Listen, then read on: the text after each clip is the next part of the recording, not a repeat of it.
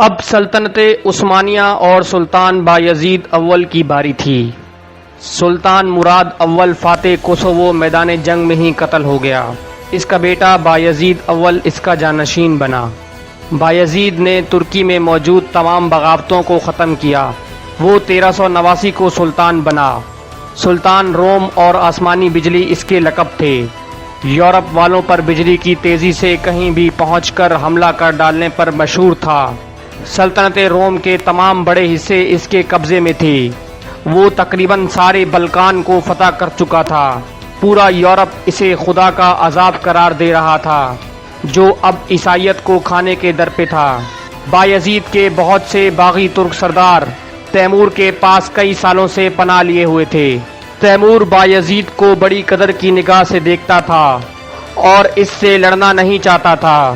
بایزید ایک انتہائی مغرور سلطان تھا۔ بایزید کے پاس ترکمانستان کا ایک باغی سردار تھا۔ تیمور نے اس کی واپسی کا مطالبہ کیا۔ بایزید نے اس کے قاصد کو ذلیل کر کے دربار سے نکال دیا اور اپنے بیٹے کو فوج دے کر ترکمانستان پر حملہ کر دیا۔ اعلان جنگ ہو چکا تھا۔ تیموری جواب بغداد اور دمشق کی بربادی کے ساتھ ساتھ انقرہ کی بربادی کا بھی باعث بنا۔ 1401 میں تیمور نے سلطنت عثمانیہ سے جنگ کرنے کا فیصلہ کیا اور اناطولیہ پر حملہ کر دیا۔ ترک شہر سیواس کو ترکوں سے چھین لیا۔ 1402 میں بایزید کو اپنا 8 سالہ قسطنطنیہ کا محاصرہ ختم کرنا پڑا۔ عیسائی ہتھیار ڈالنے کی شرائط تک آ چکے تھے۔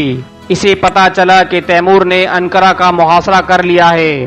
تیمور نے اپنا محاصرہ ختم کیا اور آگے چل پڑا۔ بایزید اس کے تعاقب میں گیا۔ تیمور آگے جا کر ایک لمبا چکر کاٹ کر شہر اور بایزید کی فوج کے درمیان آ گیا۔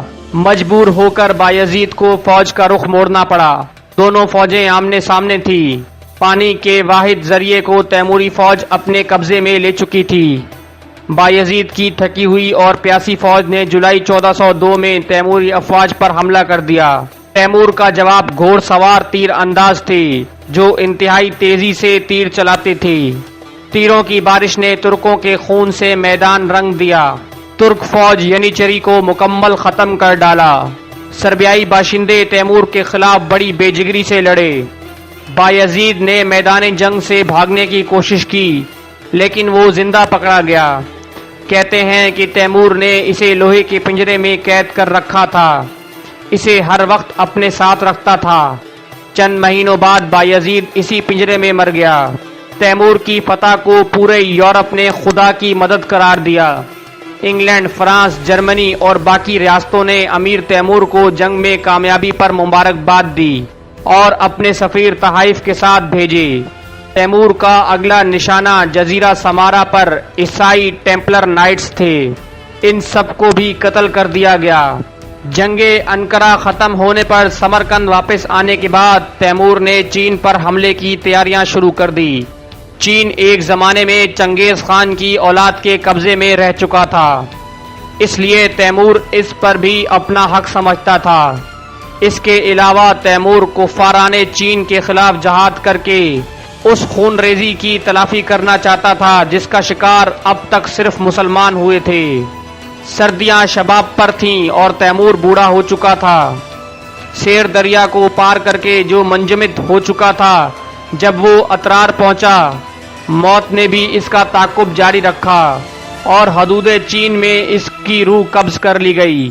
18 فروری 1405 کو وہ چین کے دریائے سیہون کے کنارے شدید سردی کے عالم میں سکتے کی حالت میں 70 سال کی عمر میں بائیں ہاتھ سے تلوار چلانے اور لکھنے والا تیمور لنگ اللہ کو پیارا ہو گیا۔ اس کی لاش سمرقند لا کر دفنائی گئی۔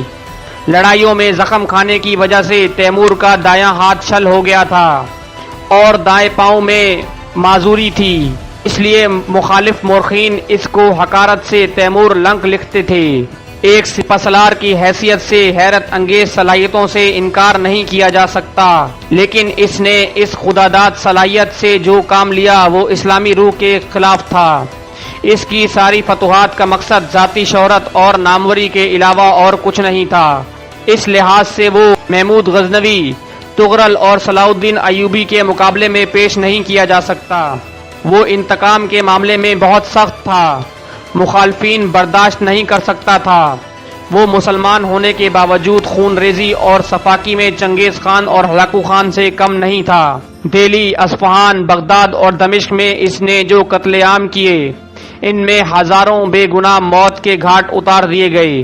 وہ انتقام کی شدت میں شہر کے شہر ڈھا دیتا تھا۔ خوارزم، بغداد اور سرائے کے ساتھ اس نے یہی کیا۔ صرف مسجد، مدرسے اور خانقاہیں غارت گری سے محفوظ رہتی تھی۔ حقیقت یہ ہے کہ اس معاملے میں منگولوں کی طرح وہ بھی اللہ کا عذاب تھا۔ تیمور اگرچہ دنیا کے بڑے لڑنے والوں میں بہت بڑا درجہ رکھتا ہے، لیکن بادشاہوں میں وہ بدترین بادشاہ تھا۔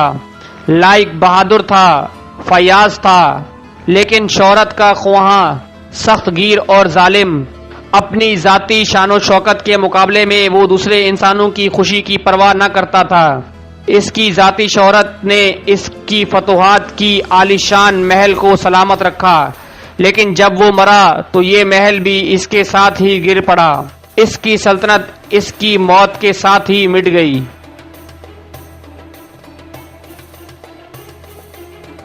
تو دوستوں، یہ تھی ہماری آج کی ویڈیو۔